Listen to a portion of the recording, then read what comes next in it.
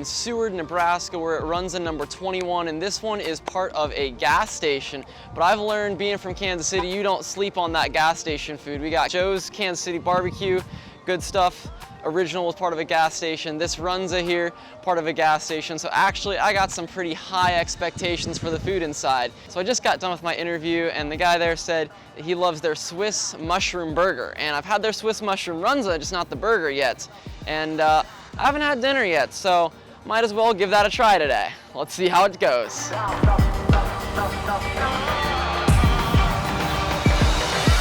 Here I have the Swiss mushroom burger. Let's try it out.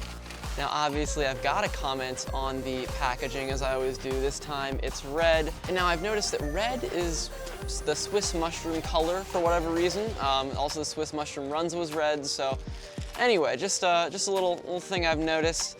Now for the real thing, the actual burger.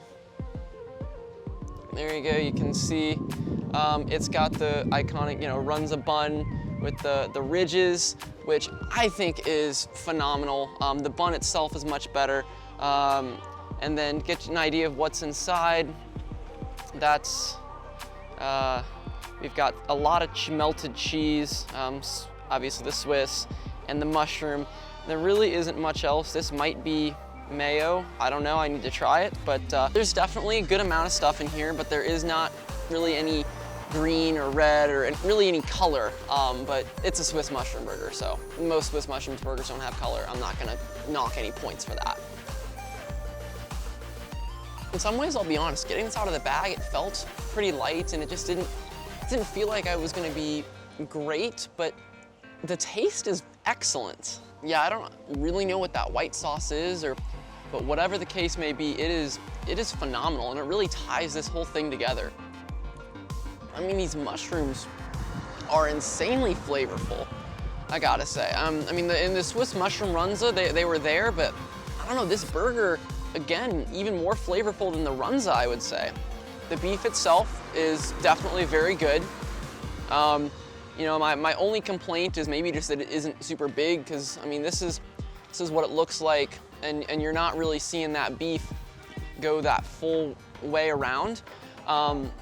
So that's really my only complaint is, yeah, the beef isn't huge, so it looks okay from the outside, but when you get inside of it and you bite, oh, it's phenomenal. Now I've decided that keeping the location ranks is really challenging, especially as we get more and more Runzas, and also it just feels kind of mean for a lot of these Runza locations, which, I mean, let's be honest, I'm really rating menu items to my personal taste, in my personal position. Maybe I was hungry for something, craving something, whatever the case may be. It feels a little bit rude to do some of these lower rankings, and by no means is this a knock on the communities or the Runza restaurants at all. Maybe I just don't love one of their menu items. Of course, this is some menu item that I very much love, and would definitely give an 8 out of 10. And that is why this Runza will be making its way into the top 10 Runza ranking list, which is, all I'm gonna keep track of, and then by the end, we'll see who those top 10 Runzas are. But this Seward gas station Runza really got a strong showing. And I mean, like I said earlier, those gas station restaurants, sneaky good. And Seward, I'd say you've got yourselves a really solid restaurant here.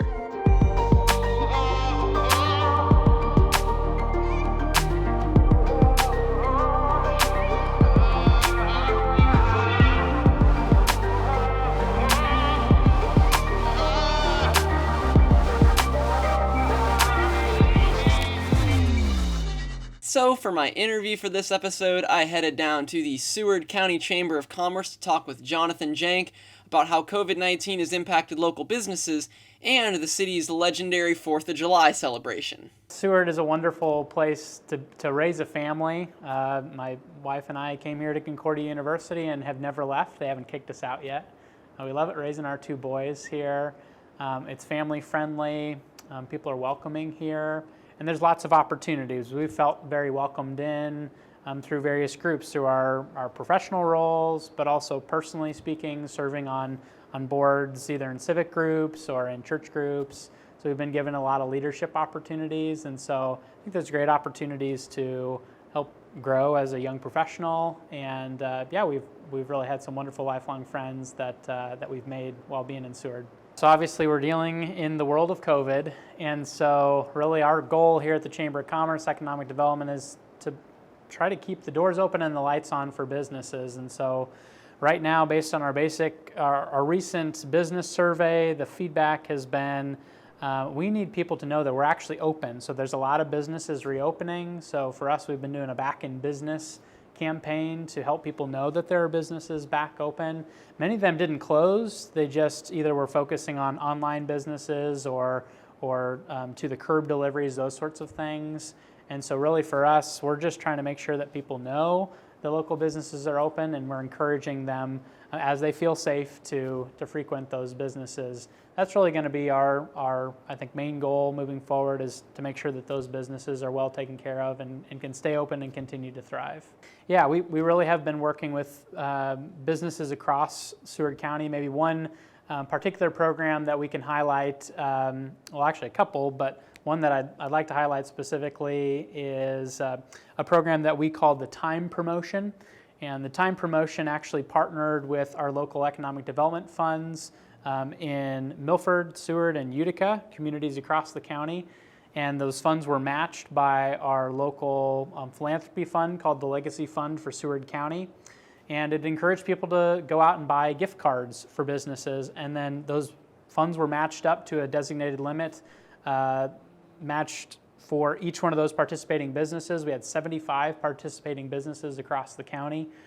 We actually had an economic impact of over $207,000 through that program. And so we were fortunately able to administrate that, but partnering with a number of different communities and funds through kind of the government side as well as the private philanthropy side. And then of course having consumers, encouraging local customers to buy those gift cards. So it's one program we were able to help promote here to support local businesses as they've been challenged during this time of COVID.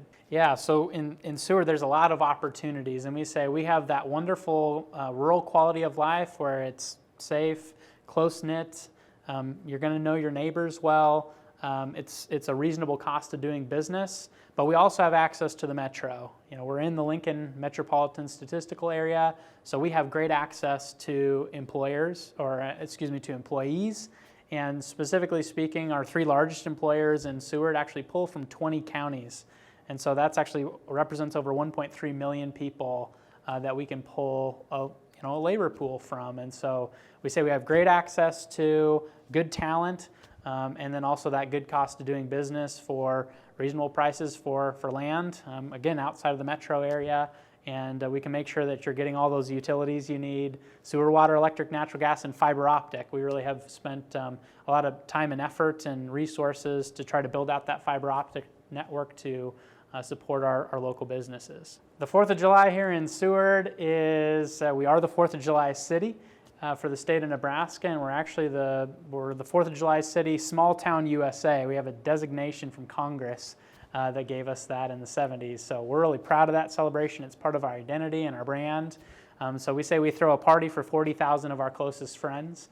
And it really is just crazy that the town grows 5+ times overnight.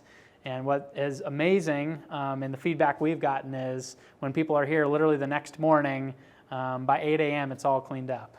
And so it feels like there's a tornado that goes through town, but it's all cleaned up because we have a lot of community civic pride to say, look, we want to welcome these people in, help them feel like they're a part of the town for that celebration.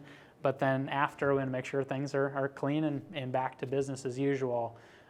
It's a huge economic driver for different businesses here in town, depending on what they are.